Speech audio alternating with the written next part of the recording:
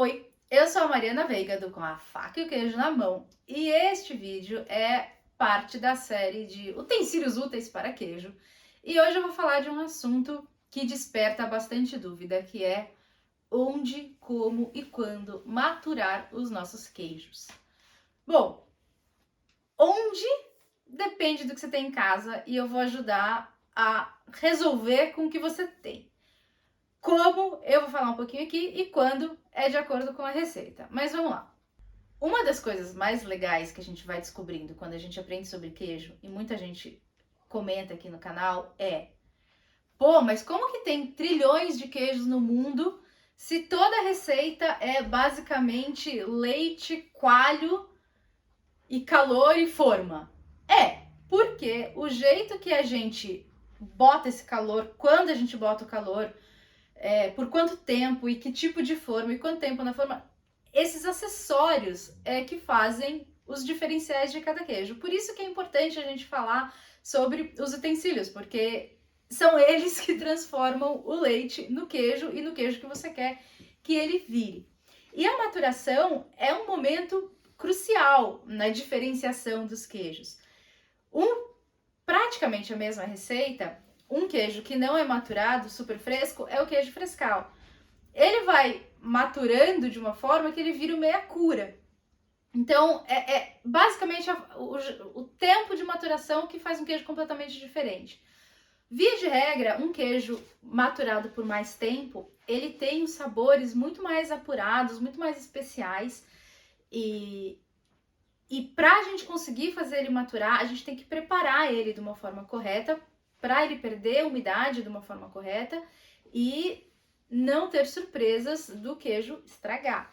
Então, por isso que a maturação é um momento importante. Então, vamos lá. Primeira coisa que a gente tem que saber: dependendo do queijo, a gente tem tipos diferentes de maturação. Os queijos de bolor branco e os queijos de bolor azul, eles são maturados por menos tempo, geralmente alguma coisa entre 1 e 3 meses. E eles são maturados em umidade mais alta, algo em torno de 95% de umidade relativa, que a gente controla em âmbito doméstico e em âmbito de hobby, colocando dentro de um pote plástico e monitorando a temperatura.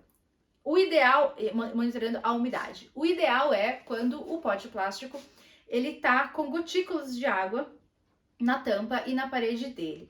Se tiver muita gotícula de água a ponto de começar a pingar em cima do queijo, quer dizer que é muita coisa. Aí é só abrir um pouquinho a tampinha, deixar por uns 2 dias que ele seca um pouquinho mais.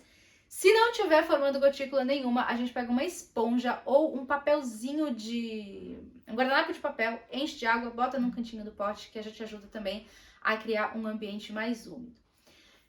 Tem uma galera, principalmente nos Estados Unidos, que as coisas são um pouco mais baratas e a galera é meio louca de querer comprar tudo e ter tudo super equipado. Tem gente que mantém, mas no Brasil também tem gente que faz isso, mas mantém controle de umidade no lugar que matura o queijo. Para a escala industrial, isso faz muito sentido.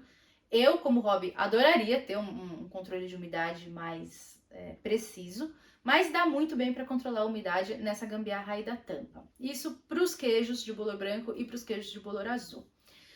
Os outros tipos de queijo, eles geralmente pedem uma umidade mais baixa, algo em torno de 70% a 80%.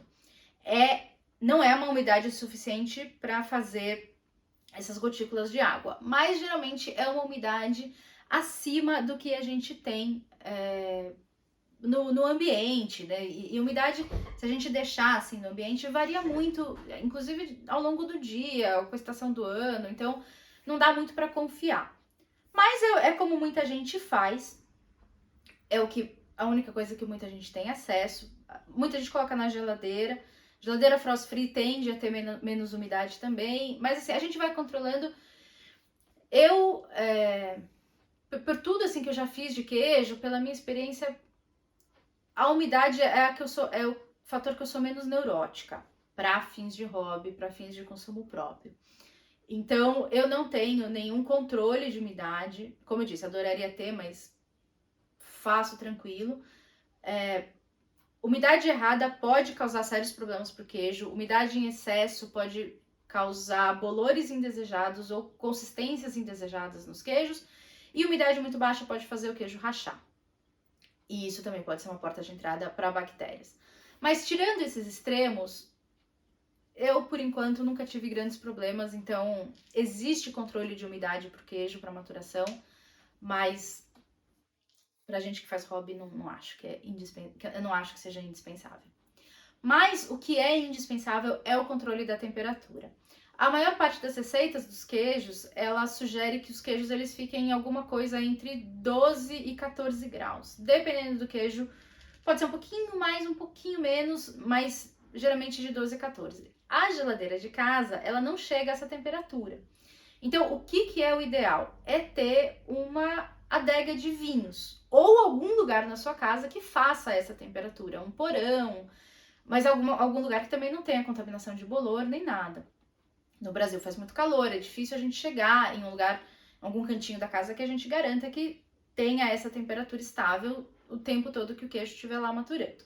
Então é por isso que eu costumo recomendar ter a adega. Vou mostrar a minha. A minha eu comprei usada, ela é bem pequenininha, cabe pouca coisa, mas é suficiente e ela consegue chegar na temperatura que eu preciso. Mas eu já fiz muito queijo na vida sem ter adega. Eu fazia na geladeira, não tem problema. A única diferença é que eu vou ter que ter um pouco desse controle da umidade para não ficar nada drástico. E as reações vão acontecer um pouco mais devagar. Então, se eu tô fazendo, por exemplo, um queijo brie, que eu preciso que o bolor branco cresça, ele vai crescer mais devagar. E todas as fases da maturação, ela também acontece mais devagar. Não tem milagre, mas a gente consegue contornar. Não é para ninguém deixar de fazer queijo porque não tem adega. Usa a geladeira, mas entenda também que precisa um pouco de adaptação. Basicamente é isso. O que eu mais queria nesse vídeo para falar sobre maturação é: não desista porque você não tem os equipamentos apropriados. Eu acho que os equipamentos de maturação são os mais caros durante do processo de fazer queijo. Tirando a adega, eu não tenho mais nada. E eu não deixo de fazer queijo por causa disso. Eu não deixava de fazer queijo quando eu não tinha adega. Faça. Só entenda o que precisa fazer, mas não deixe de fazer queijo, porque você não tem adega, não tem controle de umidade, nada disso. Vai dar certo sim. Se você gostou desse vídeo, já sabe, dê o seu joinha, siga o nosso canal, porque essa série está rodando com bastante informação legal. E comenta aqui que queijo que você gosta de fazer, se você tem alguma gambiarra aí que você sugere na hora da maturação, que é super legal a gente compartilhar essas informações que são super úteis para a sobrevivência de todo mundo. Um beijo, um queijo.